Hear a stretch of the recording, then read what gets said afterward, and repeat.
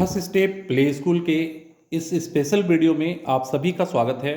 बहुत सारे गार्जियन मुझसे जानना चाह रहे थे कि सर इस बार जो स्कूल में आपने बुक स्टार्ट किया है तो वो बुक किस प्रकार का है और उसकी क्या खासियत है। ये सारी बातें आज के इस वीडियो में सरल भाषा में सारे अभिभावकों को समझाने का प्रयत्न करेंगे कि ये बुक में खास क्या है। आइए मैं आपको बता दूं कि इस बुक की कुछ खासियत और इनसे, चूंकि आपको इस वीडियो को पूरा थोड़ा ध्यान से देखना होगा क्योंकि पूरे आपके बच्चे की ज़िंदगी की बात आ जाती है, तो इन चीज़ों को थोड़ा सावधानी से आपको समझना पड़ेगा।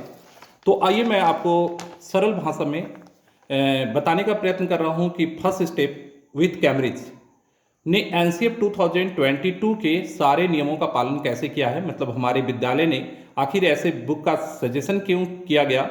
तो ये गवर्नमेंट की गाइडलाइन है एनसीएफ 2022, जिसके बारे में मैं अभी आपको बताऊंगा। तो एनसीएफ 2022 का गाइडलाइन क्या कहता है? वो कहता है होलिस्टिक डेवलपमेंट की। होलिस्टिक डेवलपमेंट का मतलब होता है कि आपके बच्चे का संपूर्ण क्षेत्र में विकास हो, मतलब कि बच्चे का emotional development, physical and motor development हो, लैंग्वेज का डेवलपमेंट हो और बच्चे का सोशल डेवलपमेंट हो, बच्चे थोड़े से क्रिएटिव हों, ये क्रिएटिविटी भी हो, कॉग्निटिव डेवलपमेंट हो। ये सारे डेवलपमेंट के लिए आपके बच्चे को my first step with Cambridge का बुक मैंने क्यों सजेस्ट किया है, ये मैं आज के पूरे वीडियो में समझाऊंगा कि इस बुक का क्या खासियत है और ये न्यू एजुकेशन पॉलिसी पर आधारित है कि नहीं। इन सारी बातों को मैं समझाने का प्रयत्न करूंगा। तो चलिए शुरू करते हैं। सबसे पहले मैं आपको न्यू एजुकेशन पॉलिसी के बारे में, चूंकि मैंने एक वीडियो आज ही डाला है उसे भी आप देख लीजिएगा, जिसमें मैंने इसके बारे में डिटेल बताया है।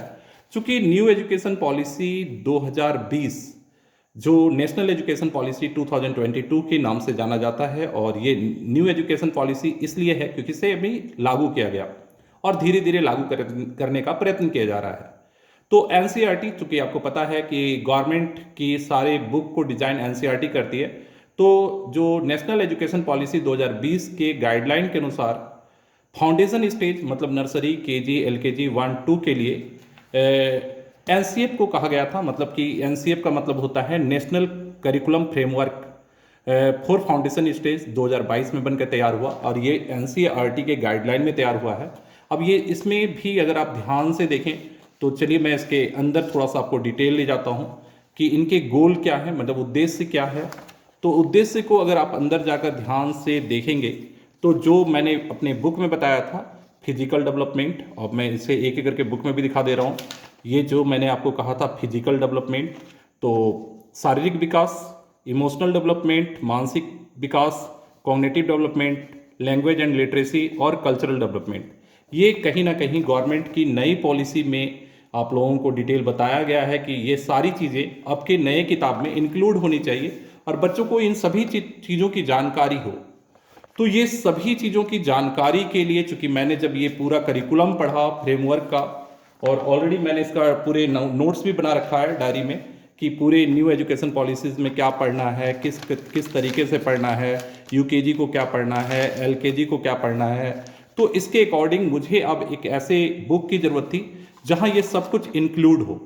तो चलिए मैं अब इसमें डिटेल बताता हूं कि इस बुक में आखिर ये सारी चीज़ कैसे जुड़ी हुई है, और चूंकि गार्जियन को भी अब इसे देखना होगा, समझना होगा, तो इन चीज़ों को मैं सरल भाषा में समझाने का प्रयत्न करूंगा।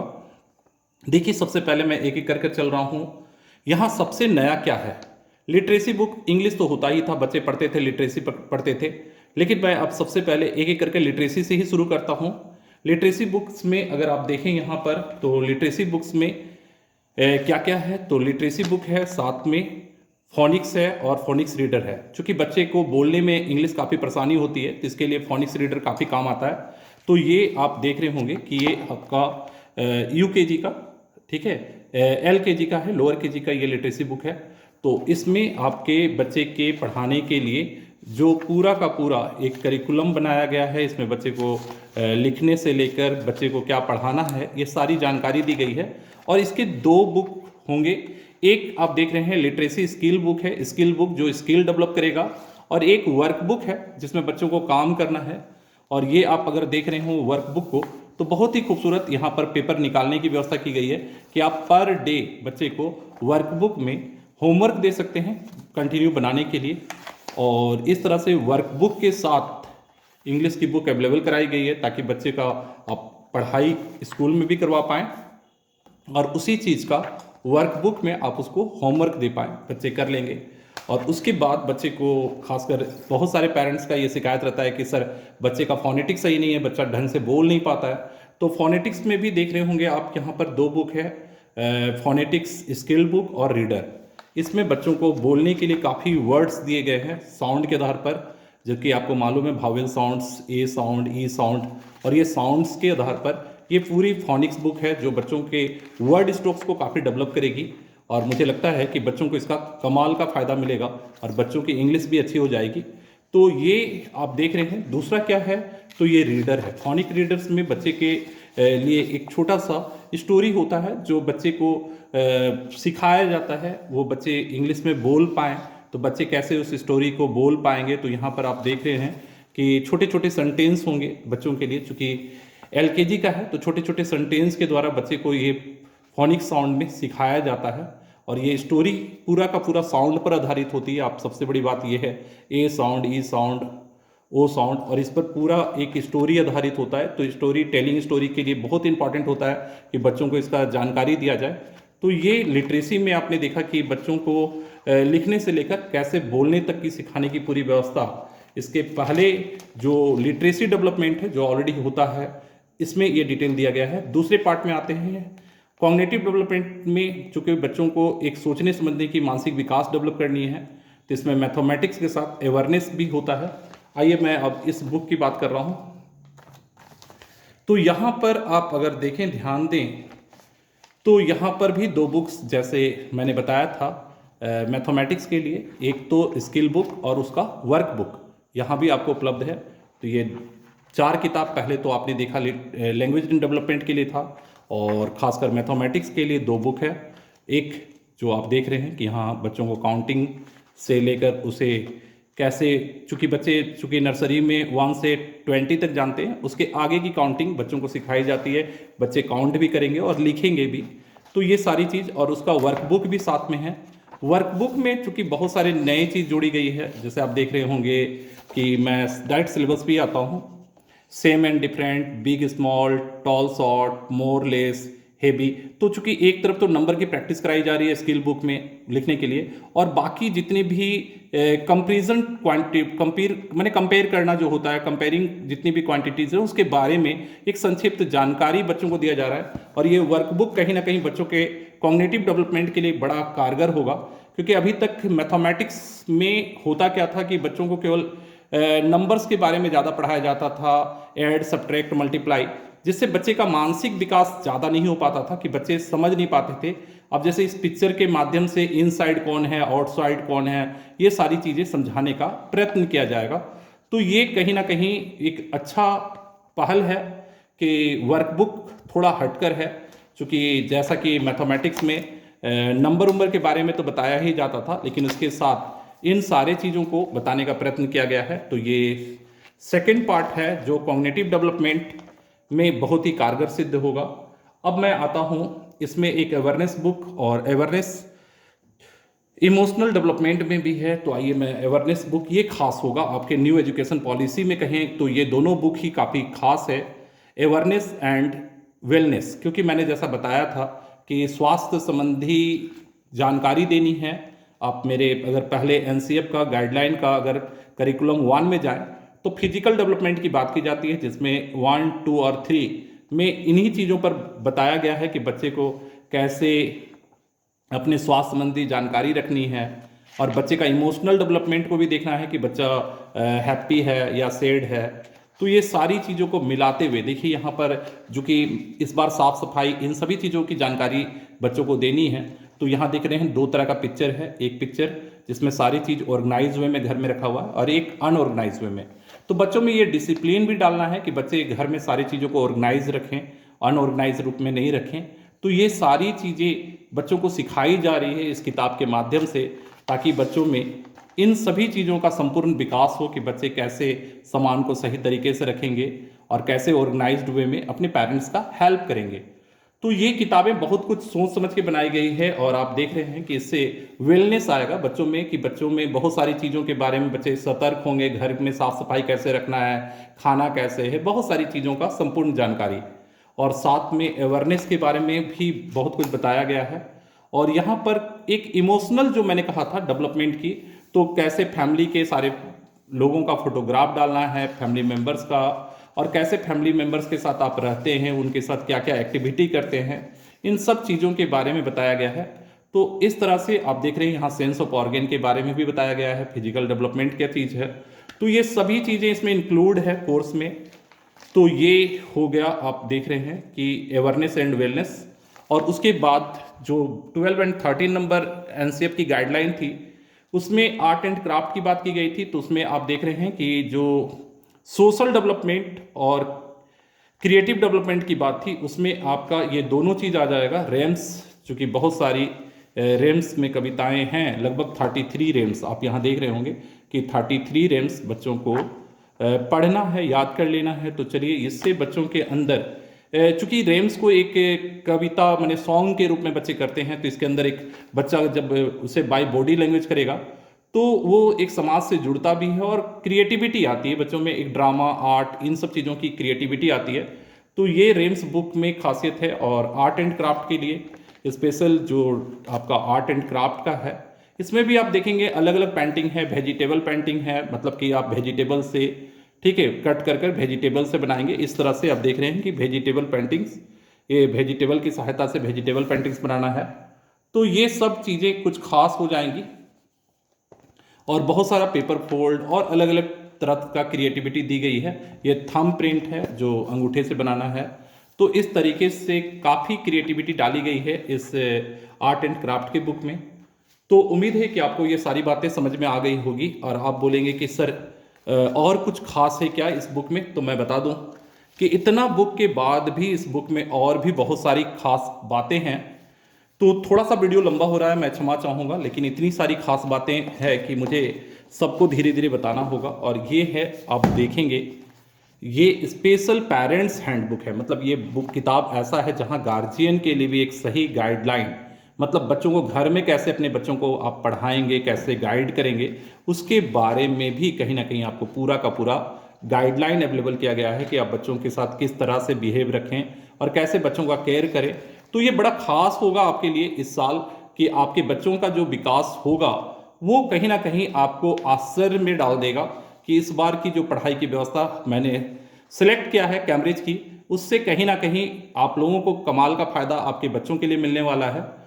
उम्मीद है कि आप इस बुक को भी बेहतर तरीके से पढ़ेंगे और समझेंगे। इसके साथ साथ आप देख रहे हैं यहाँ कार्ड दिया गया है। ये कार्ड का गाइडलाइन है ऑलरेडी टीचर को कैसे पढ़ाना है, और साथ ही साथ एक सर्टिफिकेट बच्चों के मोटिवेशन के लिए, कॉन्ग्रेचुलेसन सर्टिफिकेट दिया गया है एलकेजी के बच्चों के लिए।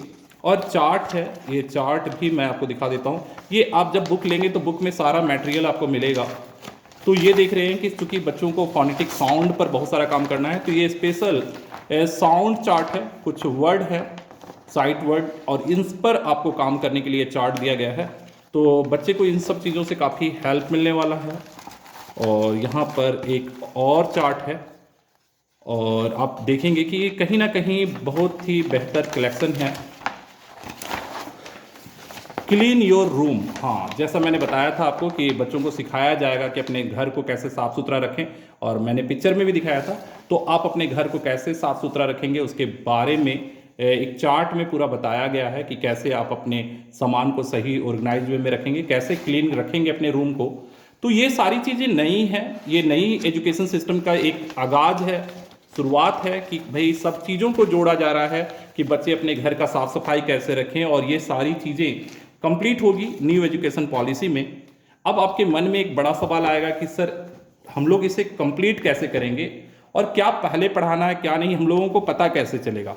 आइए मैं इसके बारे में बता दूं कि बहुत ही बेहतर कैम्ब्रिज के साथ हमारा टाइप हुआ है, चूँकि my first step with Cambridge, जैसा कि आप पढ़कर भी अनुमान लगा सकते हैं। ये उनके द्वारा मुझे लेसन प्लान दिया गया है, अवेलेबल कराया गया है। ये लेसन प्लान काफ़ी खास है, अगर आप ध्यान दें तो ये आप देख रहे होंगे कि ये सेशन प्लान 1 है, मतलब कि पहले दिन का है। और पहले दिन किन किन चीज़ों में क्या पढ़ाना है। ये स्किल सब्जेक्ट लिटरेसी में क्या पढ़ाना है, तो स्लीपिंग लाइन पढ़ानी है, कैसे पढ़ाना है, क्लासरूम में बच्चों को किस तरह से बैठाना है, उनका असाइनमेंट क्या रहेगा, पेज नंबर तक ये सारा डिटेल दिया गया है। साथ ही साथ बच्चों ने कितना सीखा इसके भी बारे में पेरेंट मैंने टीचर को रिपोर्ट तैयार करना है कि जो आपने पढ़ाया उस पर क्या सीखा। और केवल एक ही पेज नहीं है, इसमें लगभग आई होप 5 पेजें हैं, मतलब अलग अलग। फिर मैथमेटिक्स में आप क्या पढ़ाएंगे, कैसे पढ़ाएंगे क्लास में, ये पहला दिन का है जो टीचर को इसी के अकॉर्डिंग फन टाइम बच्चे को खेलने में आप कैसे करवाएंगे, अवेयरनेस खेल खेल में कैसे अवेयरनेस के बारे में सिखाएंगे एक्टिविटी, ये सेम एंड डिफरेंट के बारे में समझाना है बच्चों को, खेल खेल में कैसे समझाना है, क्लासरूम में कैसे बैठाना है, सारे गाइडलाइन उपलब्ध कराए गए हैं टीचर को। और साथ ही साथ लैंग्वेज डेवलपमेंट में आप देख रहे होंगे कि बच्चे को स्पीकिंग के लिए आप कैसे उसका फोनेटिक के लिए आप डेवलप करेंगे, वेलनेस को फीलिंग्स बच्चे के अंदर कैसे डेवलप होगा। कहीं ना कहीं सभी चीज़ों के बारे में आर्ट एंड क्राफ्ट में बच्चे को क्या पढ़ाना है, किस तरह से कंप्लीट करना है और बच्चों पर एब्जॉर्व करना है कि बच्चे ने क्या किया। तो ये सारी चीज़ें आपको कंप्लीट करना है टीचर्स को। और एक एक दिन का करिकुलम है, मतलब कि ये पहला दिन जब बच्चे अपना बुक लेने के बाद स्टार्ट करेंगे तो पहला दिन होगा, फिर दूसरा दिन का करिकुलम अलग है, फिर तीसरा दिन का है। इस तरह से उनके पूरे साल भर का एक एक दिन का करिकुलम टीचर्स के लिए है, टीचर को कैसे पढ़ाना है, क्या करना है। तो उम्मीद है कि आज का ये वीडियो आपको समझ में आ रहा होगा। बहुत सारे पेरेंट्स मुझसे पूछ रहे थे कि सर जो नया बुक आप डाले हैं तो आप चूंकि ऑलरेडी डिप्लोमा इंजीनियरिंग पर काम करते हैं तो कुछ ना कुछ खास होगा आपकी बुक में। तो मैं यही चीज़ आपको समझाना चाह रहा हूँ कि बुक में क्या खासियत है। और उसके बाद केवल इतना ही नहीं है, उसके बाद हम लोगों के लिए, चूँकि आप तो किताब जो लाएंगे उसमें ये सारे बुक्स तो होंगे ही, लेकिन स्पेशल मटेरियल ये स्कूल को जेरोक्स कर अवेलेबल करवाना है बच्चों को। तो ये पूरा पेपर आप जो देख रहे हैं स्पेशल मटेरियल का, तो ये मटेरियल्स हम लोगों को अवेलेबल करवाया जा रहा है, मतलब कि ऑलरेडी इसके पीडीएफ भेजे गए हैं। अब हम लोगों को पेपर डाउनलोड करना पड़ रहा है और डाउनलोड कर ये मटेरियल बच्चों को अवेलेबल करना है। तो ये भी एक बड़ा चीज़ है कि बच्चों को सारा मटेरियल अवेलेबल करना। ये सारी चीज़ें कहीं ना कहीं हमारे फर्स्ट स्टेप विथ कैम्ब्रिज के इस बुक में है। तो बहुत सारे पेरेंट्स का कहना था कि सर ये बुक खास क्या है, इसमें क्या क्या चीज़ आप खास देखें, थोड़ा सा हम लोगों को भी एनालाइज कर दें ताकि हम लोग रिलैक्स हो जाए।